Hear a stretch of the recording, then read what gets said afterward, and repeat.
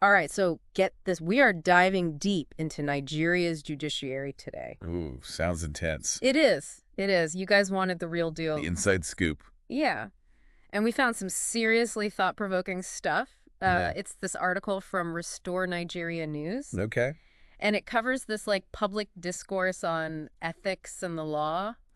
Interesting. And let me tell you, it gets intense. I was going to say, Yeah. what's really fascinating is that this wasn't just like some random chat. Yo. This was a huge event Huge. in Lagos, put on by the Movement for Islamic Culture and Awareness. Okay.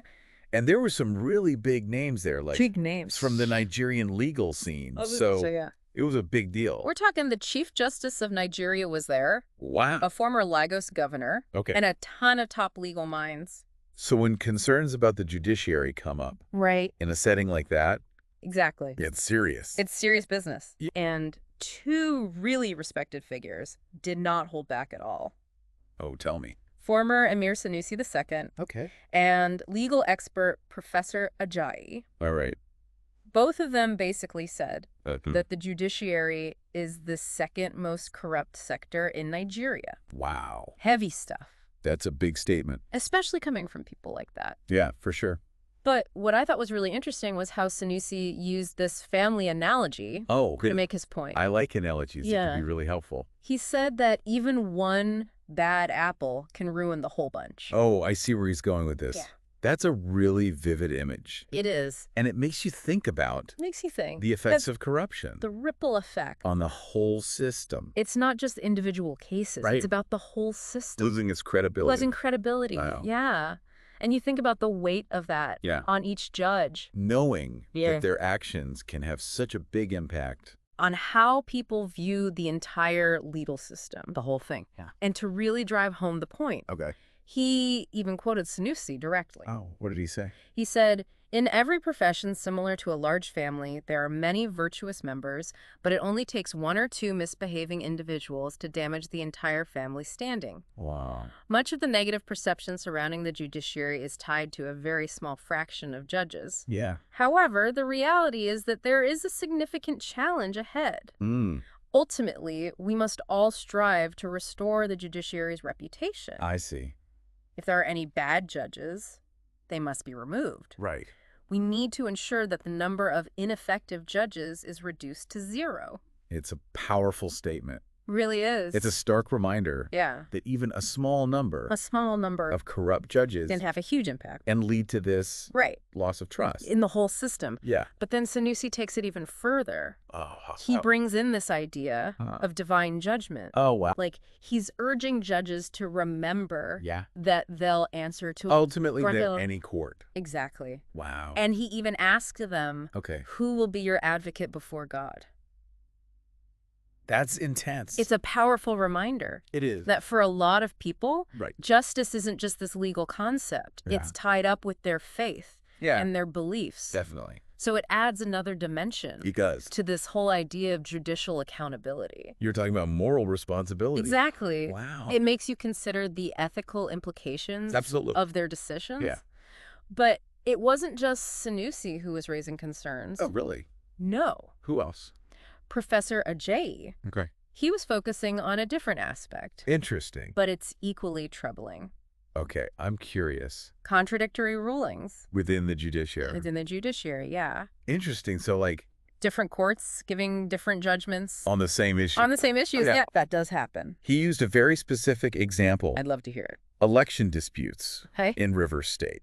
And this is where it gets really interesting, I think, I bet. because it shows the real world consequences Yeah, of a compromised judiciary that makes sense. when you have different courts Right. giving different judgments. Yeah.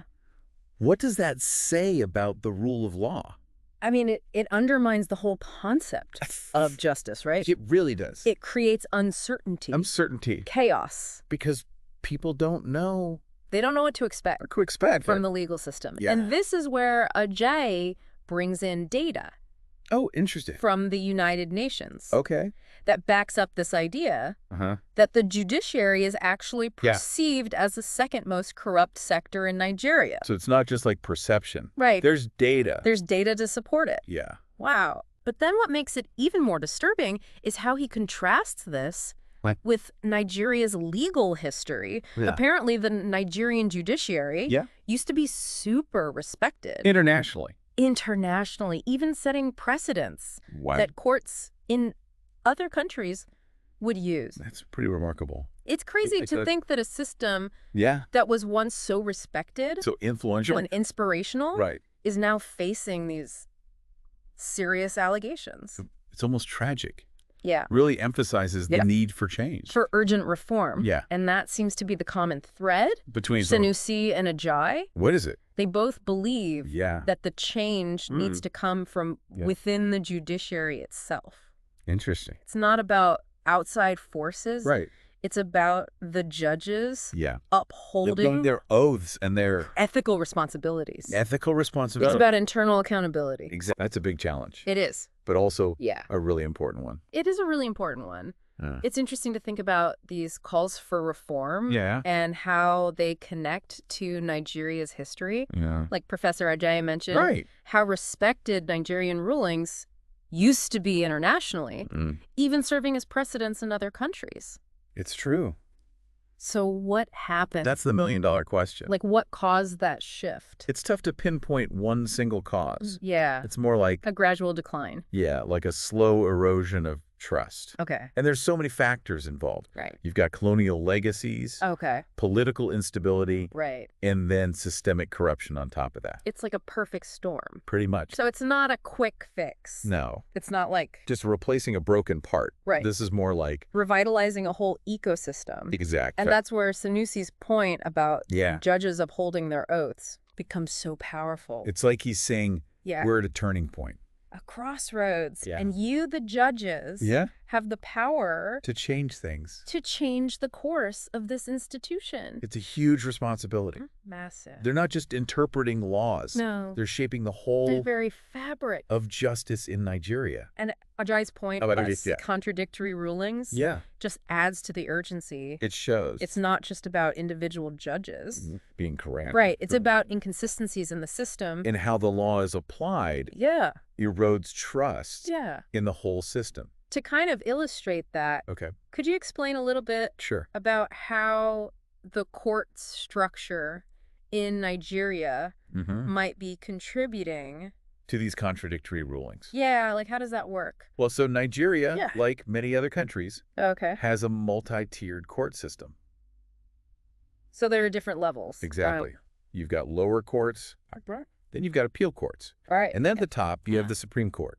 This structure it's designed to provide checks and balances, but it can also sometimes lead to well, differing interpretations of the law. At different levels. At different levels, yeah. So you could have one court saying one thing and another court saying something different. About the same law. About the same law. Leading to those conflicting judgments. Exactly. And that happens especially in high-profile cases. Like election disputes. It makes it seem like justice is arbitrary. Yeah, like it depends on which judge you get. More than the actual law. It's like a game of chance. Not a system with predictable outcomes. Exactly. And that's unsettling. It is. For people seeking justice. Absolutely. So where do we go from here?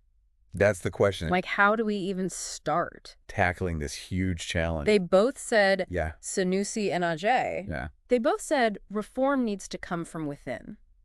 But what does that actually look like? Well, one key aspect is strengthening judicial independence. What do you mean by that? Judges need to be protected. Undue influence? Politicians. Okay. Wealthy individuals.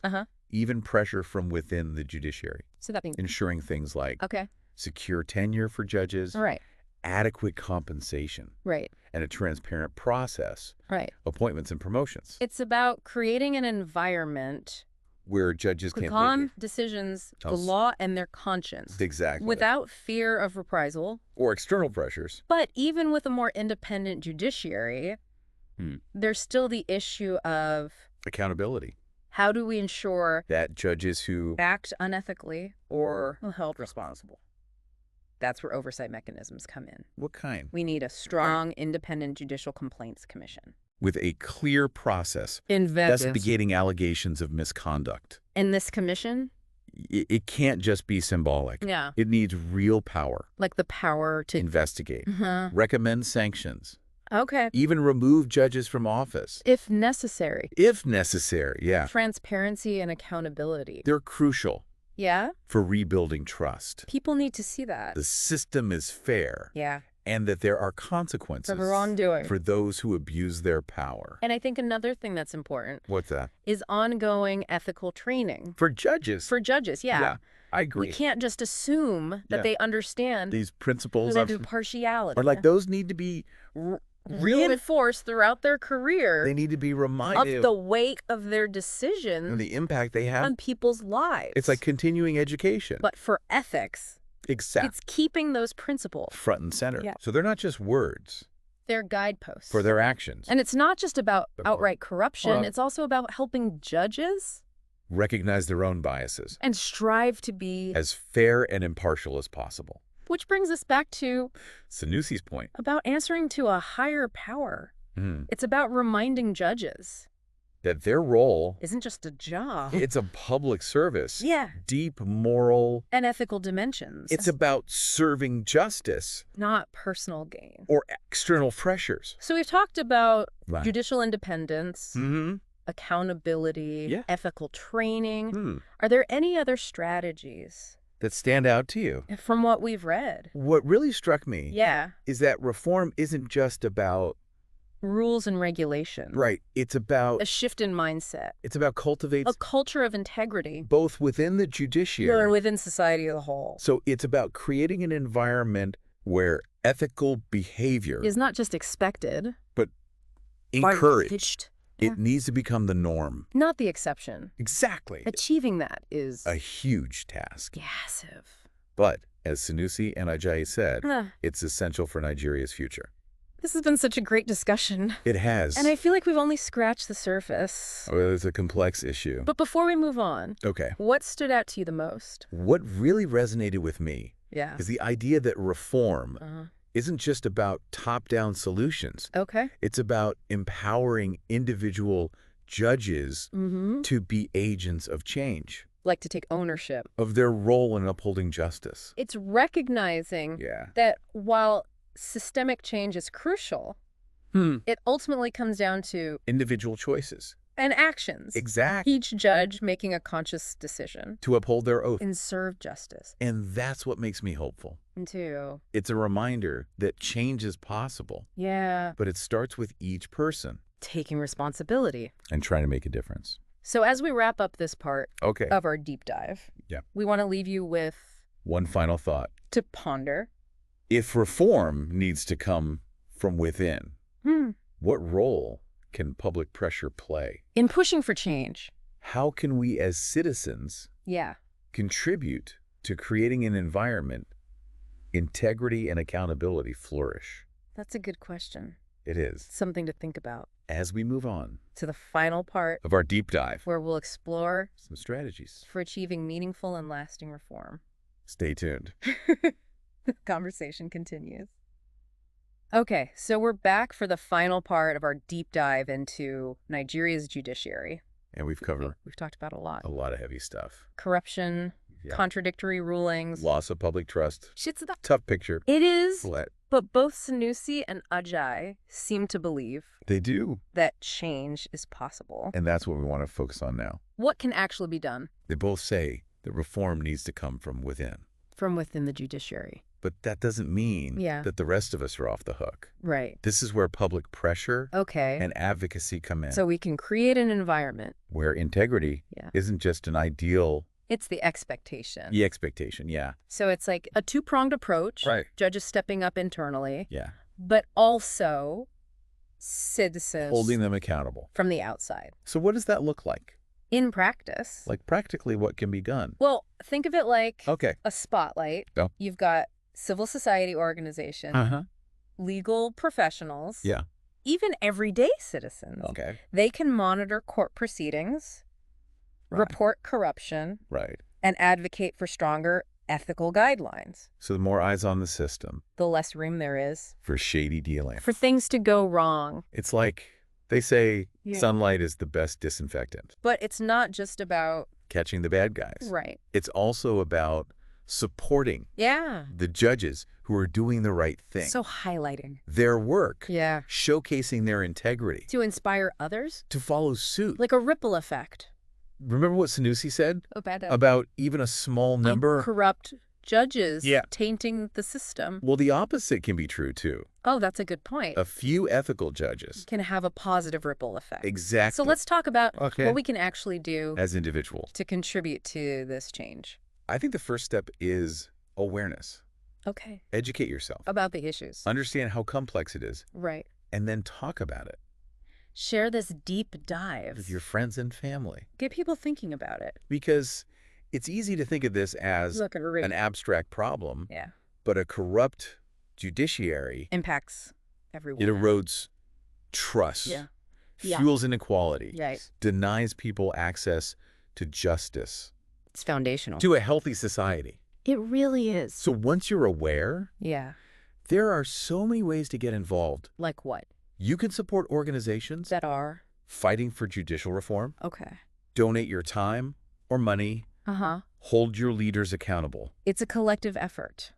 It is. One person might not feel like they can make a difference. But imagine a whole movement of citizens demanding better. That's when change happens. That's when things really start to shift. Because if judges know that they're being watched, that their decisions are being scrutinized, it creates an incentive for them to act with integrity. Not out of fear, but because what's expected of them.